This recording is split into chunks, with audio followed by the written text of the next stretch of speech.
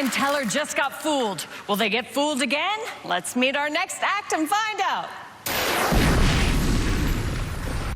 These cards become unshuffled. I'm so excited to be back. Did I fool Penn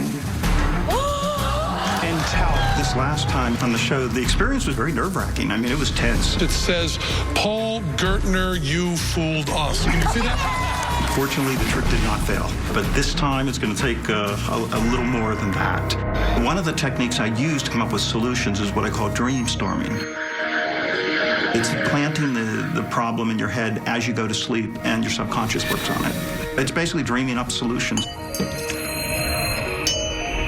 When you wake up, ideas come up that you didn't have before. Dream-storming.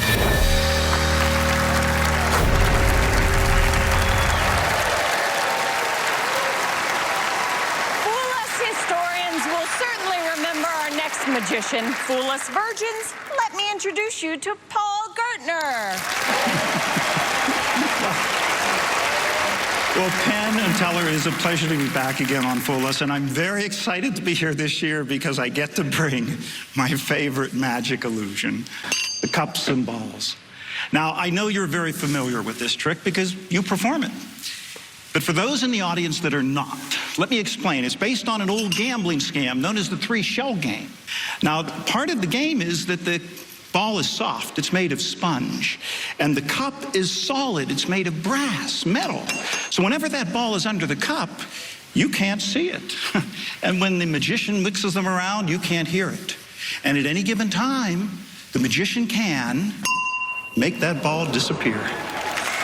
Now, of course, well, Penn and Teller already know the secret to this trick.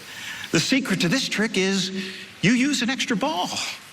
And you always hide the extra ball underneath the cup on your right. So I'm going to perform the trick, but I'm going to do it a little differently because I grew up in Pittsburgh, Pennsylvania. And in Pittsburgh, we manufacture steel. And when I was a kid and I was looking for a ball to do the trick with, I found one in my dad's toolbox. It was a steel ball bearing. You see, my dad was a steel worker in Pittsburgh. In fact, my favorite childhood memory of Dad is the day he and I shared a drink after work together. It happened in our kitchen. I was practicing this trick all day long. And Dad came home from work, hot, tired, and thirsty. And I said, Dad, would you watch my new trick? And he says, oh, okay, but first I need a drink.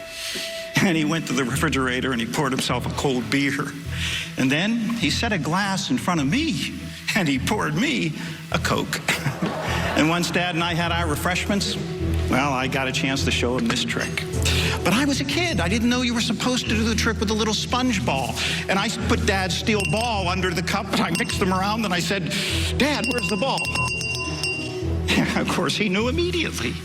And pretty soon I figured it out, that you can't fool anyone with a steel ball and a metal cup because of the element of sound, unless you could cause the sound in the ball to disappear and travel over here inside your pocket.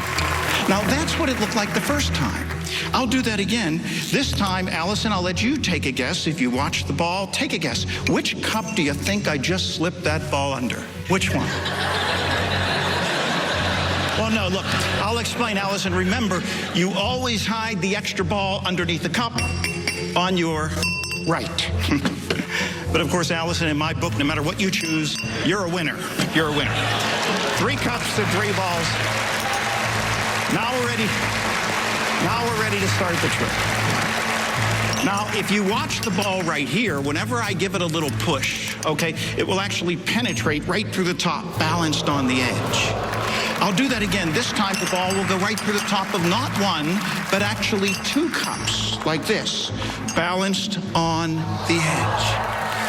But I want everyone to know exactly where the balls are. So whenever I place a ball under a cup, I'll give it a little shake and you'll hear it under the cup. Okay, and here we go. Ball number 1, under cup number 1. Ball number 2, under cup number 2. And ball number 3, under cup number 3.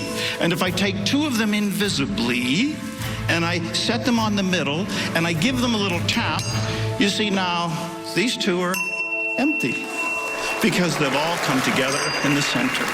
Thank you. Thank you. But you know, it is the end of the trick. And when I do this at trade show exhibits, this is the part that gathers the biggest crowds, so watch closely. You see, I actually take the ball out from under the cup, and I say to somebody, watch, I'll remove one ball from the game, like this. And then I put it in my pocket. And then I say, look, if I remove another ball from the cup, Penn, how many would that leave underneath the center cup? One. Just one, I think? Yeah, just one. But if there's one there, you see there's another over there, and I'll show you how the trick is done. You see, I never really put the ball in the hand. I never put it in the pocket. But while everyone's watching the pocket, I actually can slip the ball under the cup, and it looks like it was there all the while. But if I really get rid of it, Allison, this time take one last guess. How many balls do you think are underneath the center cup? 1, 2, or 3? For you, Allison, I did all 3. But you know, you can't do this trick with just 3 balls. You need an extra one. And Allison, where did I say we always hide the extra ball? Right. Exactly. Underneath the cup on the right. But there's another extra ball right over there, and they're both pretty big, and they're both solid and pretty heavy, but underneath the center cup is the biggest one of all, because there it is. No, that's not it. That's the biggest one. But I can't figure out where it comes from. Thank you. Thank you. Oh, Penn and Teller, I told you this trick was inspired by my dad, which is why I can't help but think of him every time I do it, which is why in this cup, I always keep Dad's balls. And in this cup, in honor of Dad, I always keep a can of Coke. And in this cup, well, remember, you always hide the extra ball underneath the cup on your right.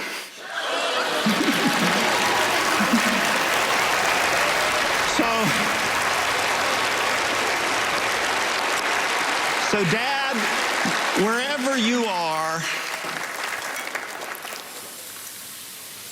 here's to you.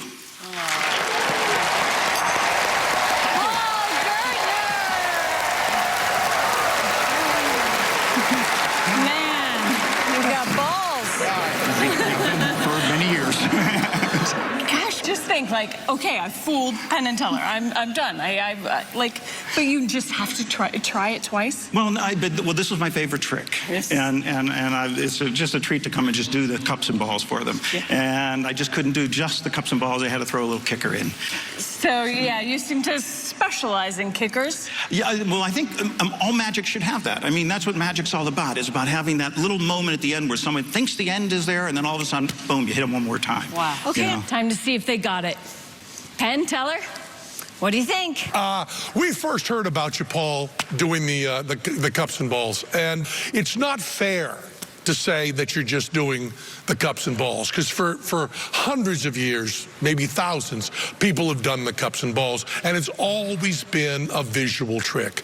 And your genius is making it also an audio trick. And that is something that from the first moment I saw you do it absolutely blew my mind. Having that sound to do at the same time. But what people don't know, who don't know how the trick is done, don't know is that you found special sleights and special handlings just to deal with the sound. Yeah, if you were to write a book on this, which I imagine you will someday because it's so brilliant, you will have to have a whole separate thing on how you make the sounds come from a different place than they actually are, and absolutely be beautiful like that. Also, in magic, you know that certain things are just compressible. We all know sponge balls are compressible. Mm-hmm. Indeed, almost everything else used in every magic act is compressible. We all know how to make all sorts of things look solid that are actually compressible. You cannot do that with ball bearings. And some people would say, when they know how a trick is done, that makes the glass half empty. But I think when we know how a trick is done, it makes the glass half full. Mm-hmm. Do you know that they know what they're talking about, how you did it? I think so. I think yeah, we're talking. Okay. Yeah. Listen, Right. it's now a tie. You get us last time, we get you this time. Season 5, kick our asses. All right. Okay, thank you. Paul Gertner, ladies and gentlemen. Let's take a break so we can give you time to think and blink. More Fool Us when we return.